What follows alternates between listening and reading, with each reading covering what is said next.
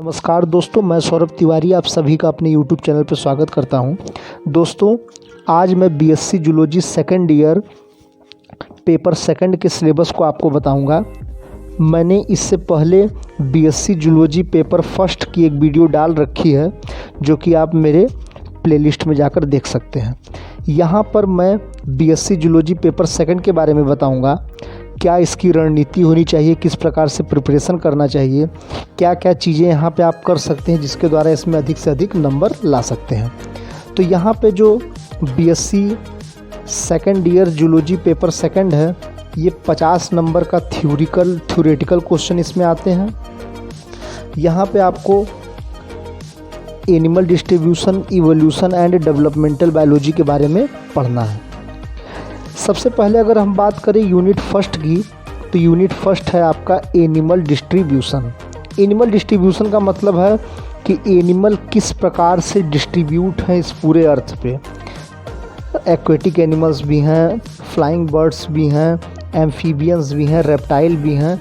तो क्या इनका जियोग्राफिकल डिस्ट्रीब्यूशन है, क्या इनके कैरेक्टर हैं, ये सब चीज़ें के बारे में आपको यूनिट फर्स्ट में पढ़ना है। प्लस एक और टॉपिक है फॉसिल्स। तो फॉसिल्स का मतलब आप सभी जानते हैं कि जीवाश्म होता है, ऐसे जीव जो आज से लगभग 500-600 साल, 1000 साल पुराने होते हैं, लेकिन उनके अवशेष अगर कहीं मिल जाते हैं तो उनके बारे में भी हमको यहाँ पे थोड़ा सा पढ़ना है। इस प्रकार आपकी यूनिट फर्स्ट फिनिश होती है। अगर हम यूनिट सेकंड की बात करें तो यहाँ पे आपको ओरिजिन ऑफ लाइफ के बारे में पढ़ना है। ओरिजिन ऑफ लाइफ में आपको कॉन्सेप्ट ऑफ स्पीसीज़ पढ़ना है। कॉन्सेप्ट ऑफ स्पीसीज़ का मतलब ये है कि स्पीसीज़ मतलब जातियाँ होती हैं, और बहुत से एनिमल्स की बहुत प्रकार की जातियाँ होती हैं। तो इन स्पीसीज़ के कॉन्सेप्ट को आपको 2 लेवल पे पढ़ना है। एक जो पुराने ज़माने का था यानी क्लासिकल था, और एक जो मॉडर्न है। तो 2 कॉन्सेप्ट के बारे में पढ़ना है, क्लासिकल और मॉडर्न। इसी में अगर दूसरे पॉइंट की बात करें तो यहाँ पे इवोल्यूशन पढ़ना है। और इवोल्यूशन में आपको क्या पढ़ना है, तो यहाँ पे एविडेंस के बारे में पढ़ना है। और एविडेंस किस प्रकार के हैं, तो फिजियोलॉजिकल एंड सेरोलॉजिकल। इसके बाद इवोल्यूशन की थ्योरीज़ पढ़नी है आपको, कि कौन कौन सी थ्योरीज़ इवोल्यूशन के रिकॉर्डिंग हैं और कौन कौन से वैज्ञानिकों ने इसको दिया था, जिसमें कि आपको लैमार्किज्म और डार्विनिज्म के बारे में यहाँ पे पढ़ना है।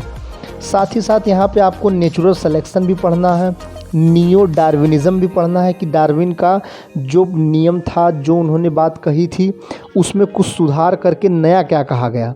इसके बाद आपको मॉडर्न सिंथेटिक थ्योरी भी पढ़नी है, और साथ ही साथ मनुष्य का इवोल्यूशन कैसे हुआ यानी इवोल्यूशन ऑफ मैन के बारे में भी पढ़ना है। और अंत में एक और टॉपिक है जिसका नाम है उत्परिवर्तन यानी म्यूटेशन। तो म्यूटेशन के बारे में भी आपको यूनिट सेकंड के इवोल्यूशन वाले पार्ट में पढ़ना है। तो इस प्रकार से आपकी यूनिट सेकंड का जो सिलेबस है ये फिनिश होता है। अब हम यूनिट थर्ड पे आ जाते हैं। जो यूनिट थर्ड है, इस यूनिट थर्ड में आपको 2 पार्ट मिलेंगे। आप देखेंगे यूनिट थर्ड में डेवलपमेंटल बायोलॉजी फर्स्ट लिखा है, और यूनिट फोर्थ में आपको डेवलपमेंटल बायोलॉजी सेकंड लिखा है। यानी यूनिट थर्ड और फोर्थ एक जैसे ही हैं।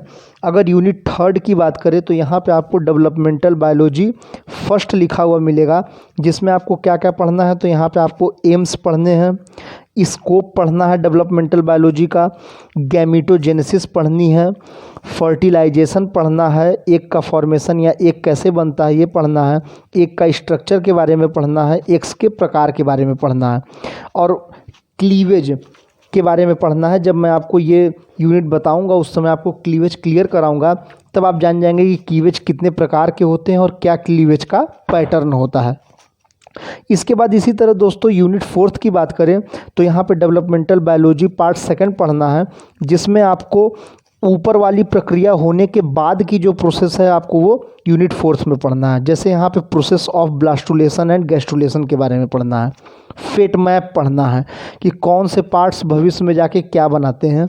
Development of chick up to formation of primitive streak and mammal का पढ़ना है। माने डेवलपमेंट ऑफ चिक का मतलब कि जैसे आपके प्रैक्टिकल्स में भी होगा कि चिक का जो एक अंडा है उसके अंदर 18 घंटे, 22 घंटे, 72 घंटे में क्या क्या परिवर्तन होते हैं, किस प्रकार से होता है, तो ये भी आपको यहाँ पे पढ़ना है। इसके बाद एक्स्ट्रा एम्ब्रियोनिक मेम्ब्रेन ऑफ चिक के बारे में भी पढ़ना है। Placenta and type of placenta के बारे में भी पढ़ना है। तो इस तरह आपकी यूनिट फोर्थ फिनिश होती है।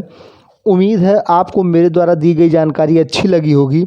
अगर मेरे द्वारा दी गई जानकारी से आप सहमत हैं तो जितने भी बच्चे बीएससी जूलॉजी सेकेंड ईयर के हैं और वो पेपर सेकंड का सिलेबस जानना चाहते हैं तो आप ये वीडियो उनको ज़रूर शेयर करें ताकि वो भी सिलेबस के बारे में जान पाएँ। इस वीडियो में आपको मैंने सिलेबस बताया है, बाकी जो चीज़ें हैं इससे पहले वाले वीडियो में मैंने बताई थी वो सब सेम है कि कॉपी आपको A4 साइज़ की रखनी है, 2-3 पेन रखने, स्केल्स रखने हैं। जैसे मैं बताऊंगा वैसे आपको नोट्स बनाना है, लेकिन कॉपी के फ्रंट पेज पे सबसे पहला काम आपका है कि सबसे पहले अपना जो भी आपका सिलेबस है उसको वहाँ पे पॉइंट आउट कर दें। ये पेपर आपको 50 नंबर दिलाएगा। पेपर काफ़ी ईजी है, ईजी वे में आप इसको समझ भी पाएंगे और एग्ज़ामिनेशन में भी इसके क्वेश्चन अटेंड कर पाएंगे। तो दोस्तों इतने के साथ मैं अपनी वीडियो को समाप्त करता हूँ। आज के लिए इतना ही। जय भारत, जय हिंद।